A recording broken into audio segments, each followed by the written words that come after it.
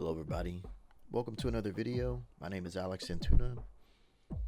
Today I'm going to show you one of the models that I started about 7 years ago, and it was buried in my hard drive, but then watching the ZBrush Summit these past few days kind of like made me dig it out and kind of sparked that fire back in to finish it. And I did a few minutes last night just after watching the summit and kind of with fresh eyes and seeing different techniques. And every year the summit for ZBrush or Pixelogic, it's always an inspiration to watch what people do, their techniques and the way they do things. There's more than one way to do something in ZBrush, and that's cool. And then you're just like, man, I could do it a little bit faster doing it this way. And this model I decided to pull up with fresh eyes and start adding details back into it.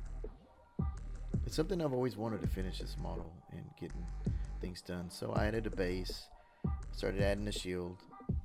Some of the things that were missing was the axe that I have a prop kind of set up in there, and the shield. It was never really thought to put a shield, so I modeled a shield to kind of fill that void.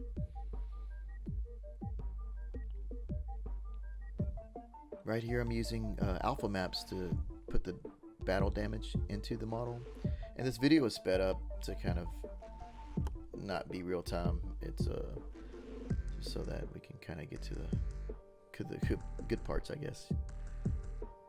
So what I wanted to look like is kind of tell a story. You know, he's blocking from the center or from the edge, or he's dinged it up.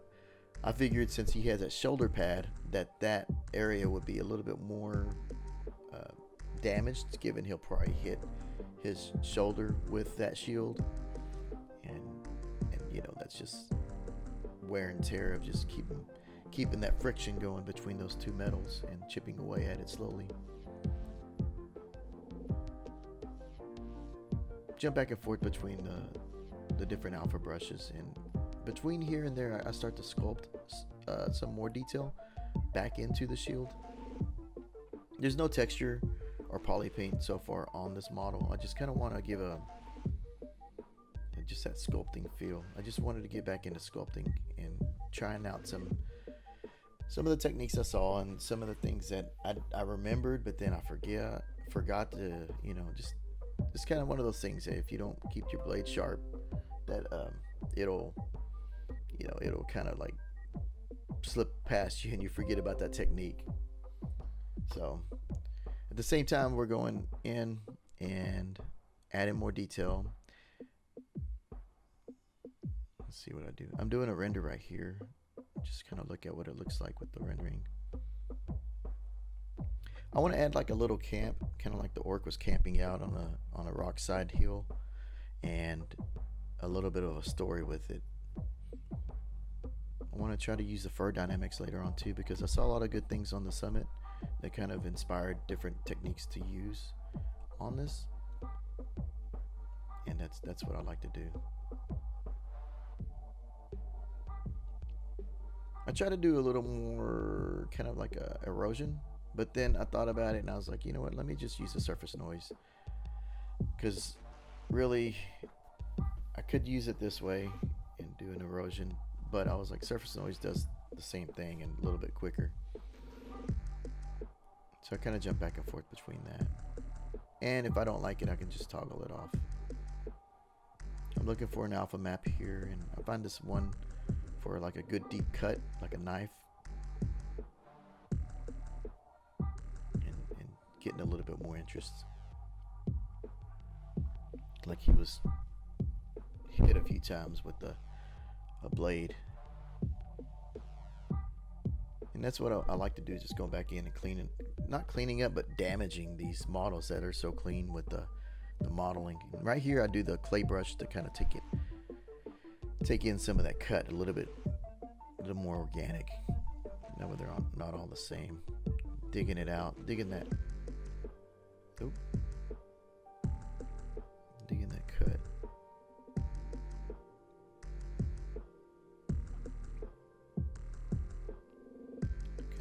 Trying to find more places to put a cut, extending it, making it look like it was a long gash. Trying to stretch it out and add more detail back inside of there. And this is always the fun part to me. This is something you can get lost in for a few days if you really wanted to. Just putting in so much detail. It's that kind of like that calm meditation of just adding and just painting. It's like painting in a way, or drawing. You get lost in the picture and just want to keep adding more and more and more detail. And that's what this is. It's just like a sketch. And each little line or each little piece tells a story of what you're trying to communicate in this picture. And that's what this is. It's communicating that he was in a battle. And right here, I'm just kind of pushing those alpha maps to be a little bit more detailed. Because alpha maps are good and they kind of give you a good spot, but go back in there and having fun with just putting that extra polish in there. And you can see I'm just kind of fairly just roughing that in. There, you got kind of a battle. It looks like he's in a battle. And this video today is pretty short. I didn't really have a lot of time. I just wanted to jump in there because I was we had that fire going after the summit, and it's supposed to go on again today, this afternoon, and they're supposed to have an announcement. And anytime they say there's an announcement, it's just like, ooh, don't want to miss that. Everybody knows what that means. When Pixelogic says something's coming, they're not kidding. They've always done like updates and new features, and whenever that happens, you're just like, ooh. You're like, when is this out? And they're like, it's out midnight or something, you know. And then even then, you're like, oh, God, I want to stay up and download it, or they'll say it's released now, and then you run into the website trying to get the new updated download. Yeah, it always surprises me how many features they add every version. I did not expect the cloth dynamic from the last one, and it was just like, what? And I actually played around with some cloth on this orc, but I took it out. It was covering up too much detail. So I wanted to kind of do a smaller piece of the cloth dynamic, but it worked. It was really cool. I didn't record any of it, but it was fun to see how it just fell onto his shoulders, the wrap. I was going to put like a fur kind of wrap around him, but I'm going to probably touch on that a little bit more later and see if I can get it to work. But it was like, man, this is so cool. So more detail, and really what I do here is a trim dynamic, and the model was kind of offset or something with the bevel, the inset, but I kind of go back and fix it with polygroups, select it out and move it.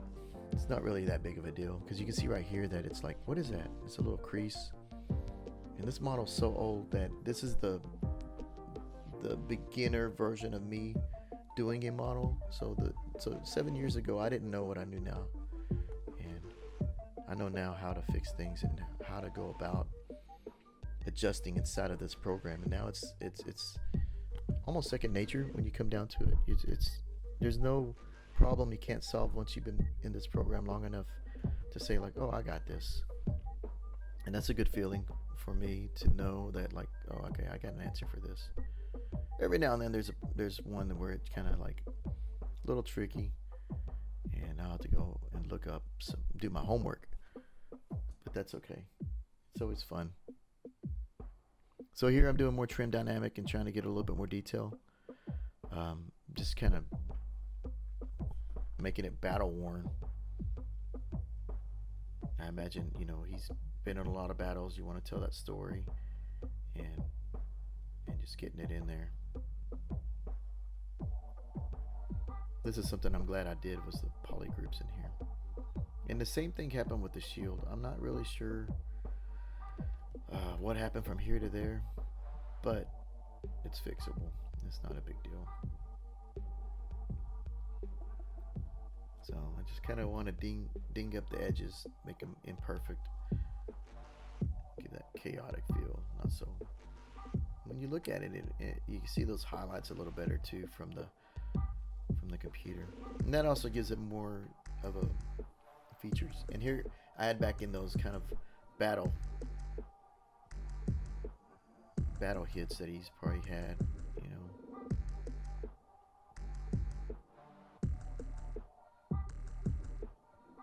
So everything I kind of do is just little wear and tear.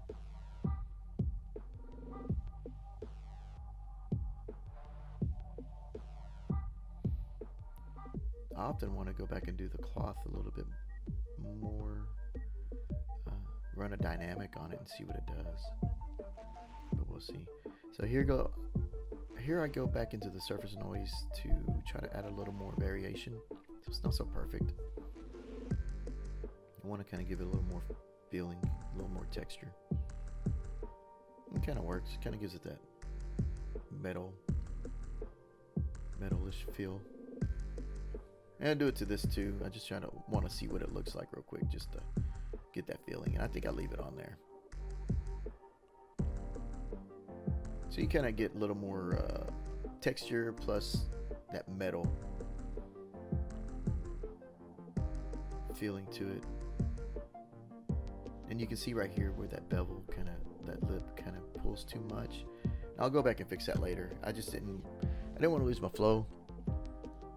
I probably should have fixed it here, given I'm putting all this detail, but it's okay. It's fixable. I'm not sure if I did this on a layer, but some of them I did do a layer so I can actually go back and adjust if I need. So you can see right here, it's a little in, but I was just like, you know what? It's not gonna matter because we're gonna be so far from the model when I render it. It really won't. These are small details. And so like part of this is telling that story is it was hit, and what I do is add that same hit to this little spike, because really it should continue on. And so he was probably hit all the way up to here, and and I'll knock off the tip of the spike. That way I can actually make it feel like it made it dull and not so perfect. And I'll probably do it to some of the other ones too, to kind of give them a little more feel. Right here you can see the Z sphere that I used to create the hair, the more of a template, and painted it in. I'm not sure if I'll keep it this way, because if I keep it this way I can actually 3D print this later on. That's not a bad thing for me. So I might keep his hair as a solid mesh and kind of do little strands here and there to kind of give a little variation. Surface noise I add to the shield too, just because I wanted to give it a little bit more, depth. Kind of see. This is something I forget to use, but I love using it when I do. But it's such a cool little feature that's inside of ZBrush.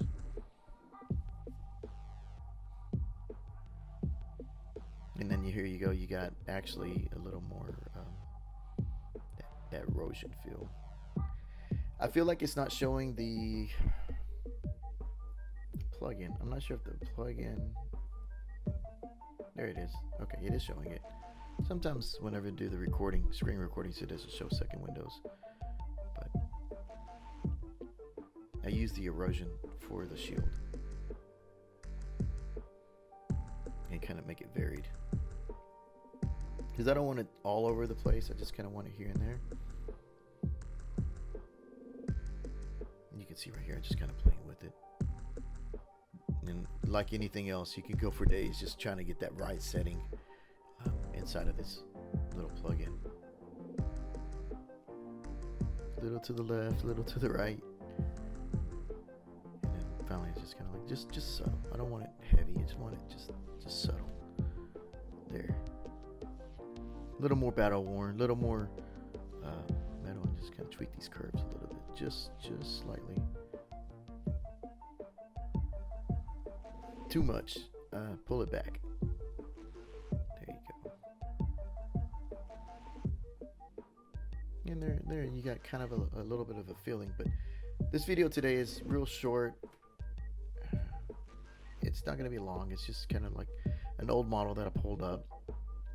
Here I'm trying to add some more detail to the wood I might add another like an alpha with some wood grain to push it a little bit more, but for now this is where it's at. Given I didn't have much time last night, I just wanted to try a few things real quick in ZBrush, and it was like, man, my mind was running with all the new information that I learned. It's kind of like The Matrix sometimes when you watch that movie, how they download the information. You're just like, man, I know kung fu now. And you're like, yeah. So this is most of it. This is an older model, like I said, and I'm just kind of touching back on it. And you'll notice I jump back and forth between different models. Like I had a pumpkin head, the bat bust, and this one now. Just try to keep that flame a little hotter to kind of go between these models, and keeping the axe sharp, because these techniques, sometimes you lose these techniques if you don't use them, and then you're just like, man, I need to get that rust off and get back in this and start modeling again. And so, but hopefully some of this was informative. It's not really anything groundbreaking. It's more or less just adding a little detail to an older model and trying to give it a little more life and story. So yeah, and maybe soon I'll get the axe knocked down and get some references to something that I want, because I really want to finish this model. But thank you for watching. I hope it was informative, and hope you tune into the next video.